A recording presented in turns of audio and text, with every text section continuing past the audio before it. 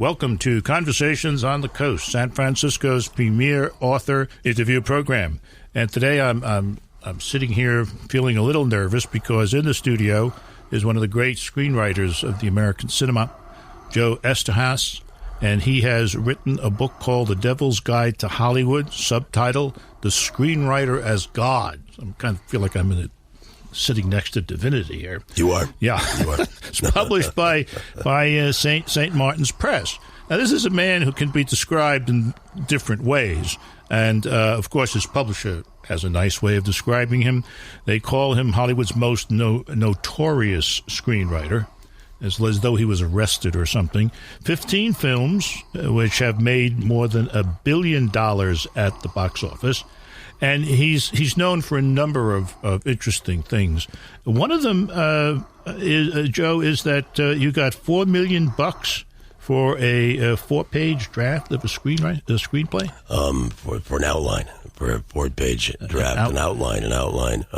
Is that not an unusual sum? It is, but the sale followed right after the success of Basic Instinct, and on Basic Instinct, I was paid $3 million, and the studio made $600 million.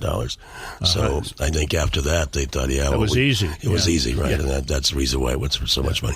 Those Basic Instinct, Jagged Edge, Flashdance, Showgirls, those are the kinds of films I think everybody out there would remember that you were involved in. Well, I've also done Betrayed and Music Box and Fist and Telling Lies in America, and an Alan Smithy film, 15 all told.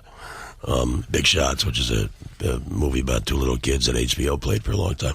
Oh, great. Now, the local newspaper here, one of them, the Chronicle, in its date book section a couple of weeks ago, hailed you as screenwriter Joe Eszterhas, and Basic Instinct Showgirls, has a reputation for egomania. But if that bothers him... He's not showing any signs of toning it down, and he hasn't since I've been with him either.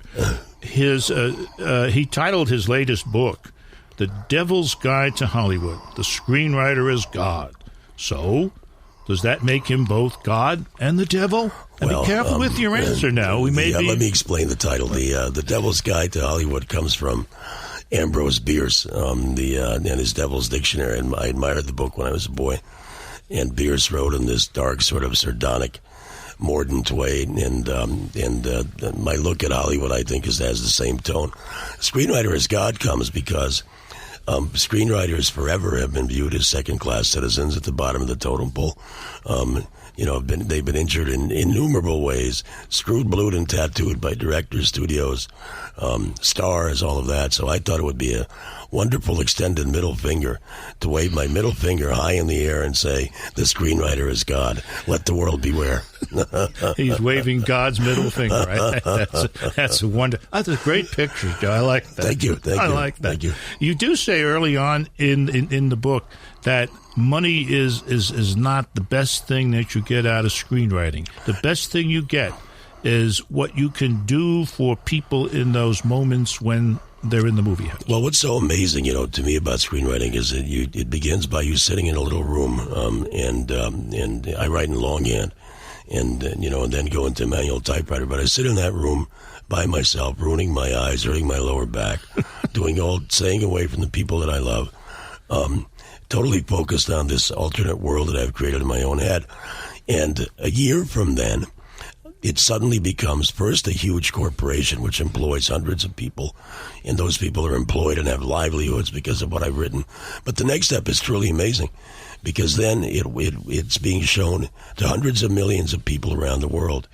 And I think that if for a 2-hour period the lives of those people watching this can be bettered in some way, if they laugh at it, if they have to suspend their disbelief, if they're frightened by it, if it takes them out of their own reality and makes their lives a little bit better for 2 hours, then that's a terrific thing to be able to do.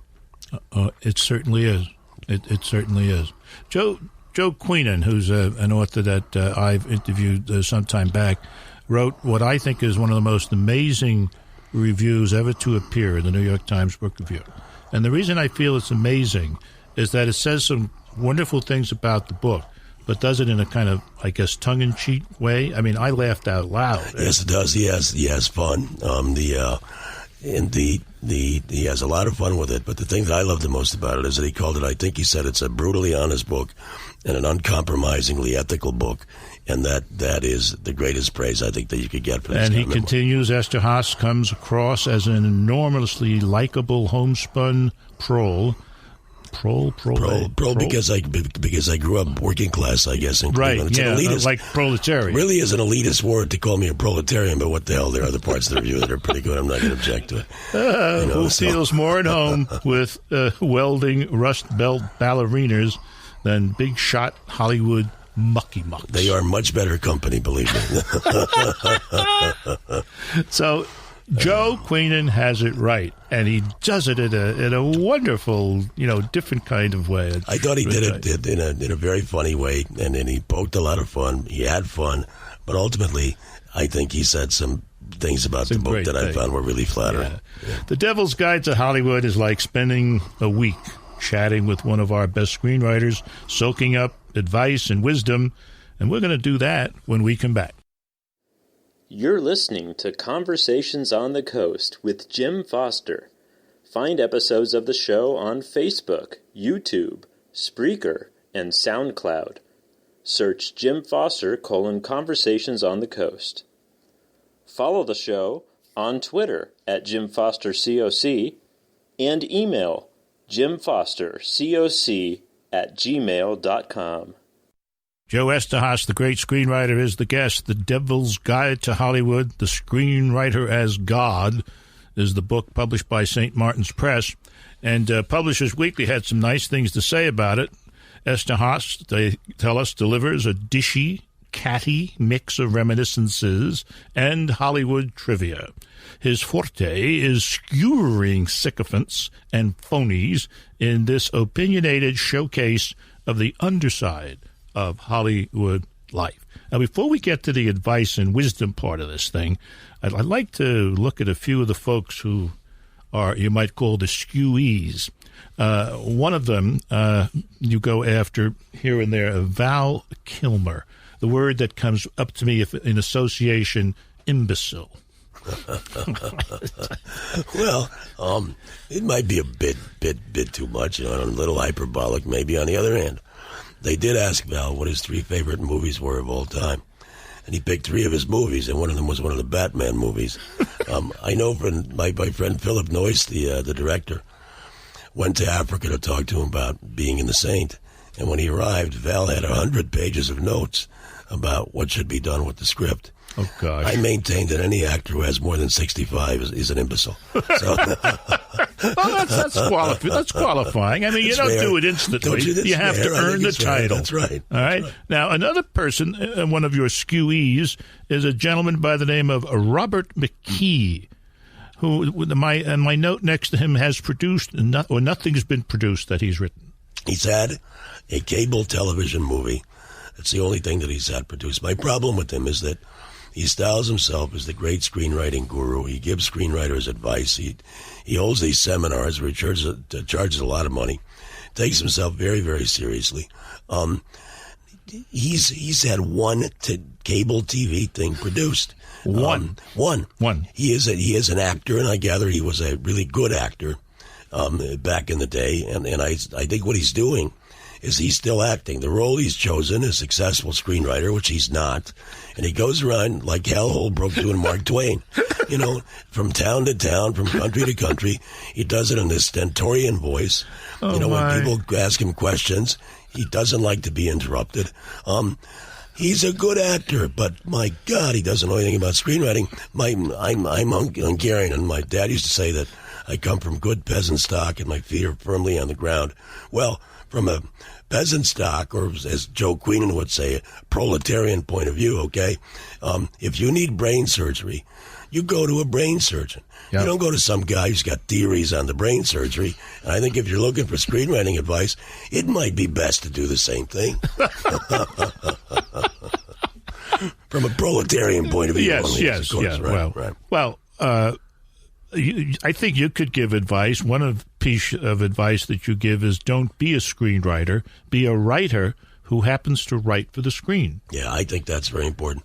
Many screenwriters hole up in movie theaters and watch movies nonstop.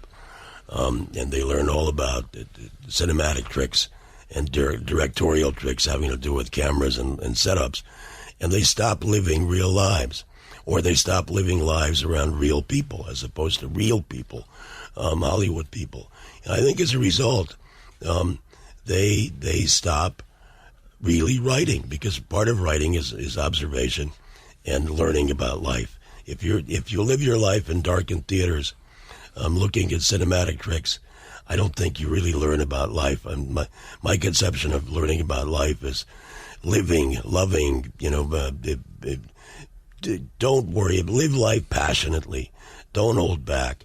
Color every page, and breathe and live a full life. And my fear is that screenwriters who emphasize the word screen and not the word writer don't do that. Okay. One of the things that all kinds of writers tend to have to deal with at one point or another is something called writer's block. And this book is full of solutions. I think there's some half dozen solutions. But the one that I would like to talk about, or have you talk about, is what you call the Lamborghini solution, which I like. The Lamborghini solution. It's a writer's block. Yeah. If everything fails and you can't keep writing, then go down to Budget Rent-A-Car in Santa Monica on Wilshire Boulevard. Rent a Lamborghini and drive it out to the desert. Take it out to Joshua Tree. Sleep in it for a night. And say to yourself, Sleep in it for a night. Okay. Be out there with nature in your Lamborghini and say to yourself, if I don't keep writing, I'm never going to have one of these damn things. So, that's the key. That'll get you going, I think. One last piece of advice. You can't stay in L.A. and write real people. Well, that's a little bit like don't stay in those dark rooms. It's the same thing. The L.A. the industry sucks the air out of all of L.A. Everybody has some cinematic connection. There are no normal people in L.A. It's a separate nation. It's a nation of inhuman and abnormal people. Don't live there. Go back to America. Hey, believe it or not, guys, not all of Joe Eszterhas' projects were successful. And when we return, a few words about his best-known failure. You're listening to Conversations on the Coast with Jim Foster. Find episodes of the show on Facebook, YouTube, Spreaker, and SoundCloud. Search Jim Foster Conversations on the Coast. Follow the show on Twitter at Jim Foster COC and email jimfostercoc@gmail.com. This is Conversations on the Coast. Our guest today, Joe Eszterhas, the book The Devil's Guide to Hollywood, The Screenwriters as God. And I don't want you to miss anything here. This is not just advice. This is a book full of cameo appearances by such as Brad Pitt, Marilyn Monroe, Sharon Stone, Shirley Temple, Joan Rivers, Martin Scorsese, Francis Ford Coppola, Jack Nicholson, Julia Roberts, and on and on and on. This man knows them all, knows about them all, and has been good enough to share much of what he knows in one single book, which really rolls, this book, really does. One of the interesting things that you suggest here, in addition to the Lamborghini solution to writer's block, is you're willing to share the what it is to do a Joe Eszterhas. That is to get out of town. Get out of town and go back to the Midwest, what the industry calls the flyover people, and what others call the fart land with an F, and live happily ever after there, raising kids and having a family, But that's to do a Joe Eszterhas. Yeah, and that's the area where you carry the cross on Sunday. I do. Bainbridge Township, Ohio. I do that. Yeah. There you are, Joe Eszterhas. He's quite a guy. Now, the other thing that I wanted to talk about is Showgirls, which by and large was not successful. Although you observe rightly that at this point in time, it's become a kind of a cult book or a cult movie. And it's it has it has to the point where we're now talking. By we, I mean a man named Michael Rico was a part of the Iraq group on Broadway producers, and a man named Sergio Trujillo was probably Broadway's best choreographer. And we're going to try to launch a stage play that opening in Vegas and going in the other direction, going to off-Broadway after the Vegas opening. Hopefully what we'll do is come up with new choreography, new music, but still sort of celebrate this over-the-top, camped up, the humorous tone, and then to make some change in the story, of course, on some of the things that failed in the movie. Most notably, I think, the final thing that brought the movie down, that totally jarred people and made the tone completely uneven, was the rape scene near the end of the picture, which people. I just saw it the other week in the Village with some folks, and I found it to be chilling and offensive as well. It just doesn't belong in the movie. So we will make some changes, but we will maintain the humor and the characters, and hopefully, do something that people will enjoy. What triggered all this is that through the years, you have no idea, Jim, how many people came up to me and looked around to make sure nobody was overhearing them and whispered to me, I really loved Showgirls, right? And just went on and on and on. And then we heard, about, midnight screenings with 2,500 people in various parts of the country. The people, in this Village screening, I talked to a guy who'd seen the movie 30 times in 30 days.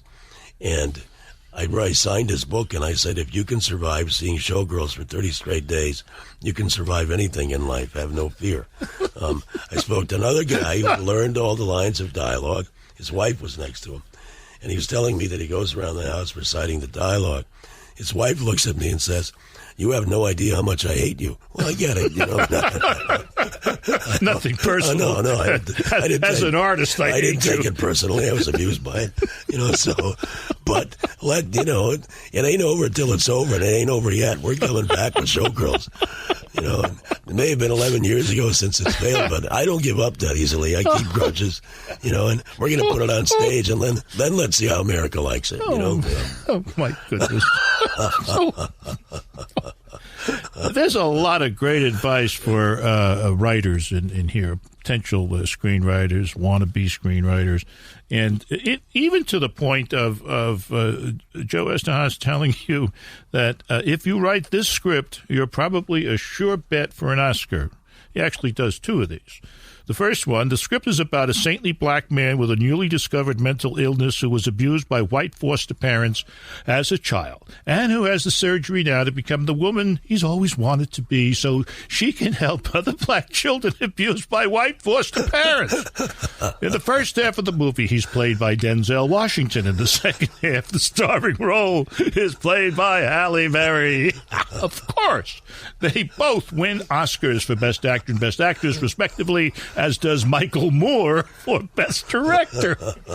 I mean, how can you? I mean, you're giving this away for the price of the book. I really shouldn't. No $125 course. This book is, what does it cost? This book costs $24.95, and there it is. And that's only the first of two. Sure, you gotta get it. If you're a writer, you can't not get this book. And if you like movies and you like the inside story and some of it very humorous, go buy Joe Eszterhas's The Devil's Guide to Hollywood. The screenwriter is God. You got it. This has been Conversations on the Coast, and I'm Jim Foster. Find episodes of the show on Facebook, YouTube, Spreaker, and SoundCloud. Search Jim Foster, Conversations on the Coast. Follow the show on Twitter at Jim Foster COC and email jimfostercoc@gmail.com.